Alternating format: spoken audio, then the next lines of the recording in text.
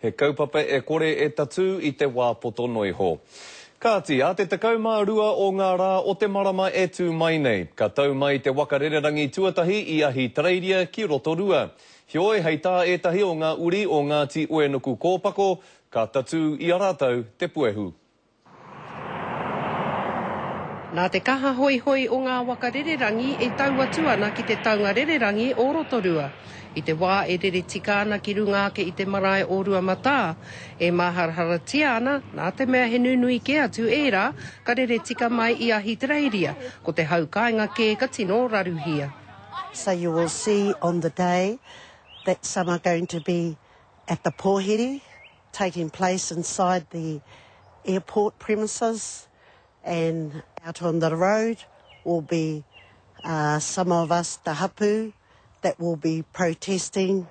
Aha koa he taki nui ki te hāpori o Rotorua. Ko tērā ke e maharaharahi ana, ko te hauora o te iwikainga me ngā tamariki makopuna.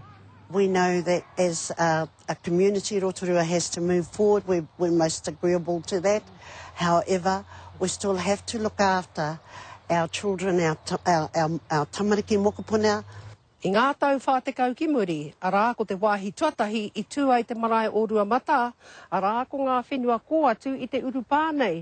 Engari nā te raruhia, a rā nei te taunga wakarererangi I muri I āhau nei, ka neke hia mai I reira, a rā ki tēnei wāhi e tū nei. Engari ko te mate ke I aia nei, a rā kua hua ke anō auararu. Nō tira, auararu mai rā anō. O te whakautu I mera mai a George White, te tumu whakarae o te taunga rererangi o Rotorua. I tēnei wā kei te mahi tata tonu rātau, te kaunihera o Rotorua me Ngāti Oenuku kōpako hapu. E hāngai ana ki ngā take kua whakaarahi ake nei. Ko te mea nui ke, kia whakanui a te kaupapa whiti rererangi nei me ahi Tareiria. Ko Hinerangi Goodman, mō te karere.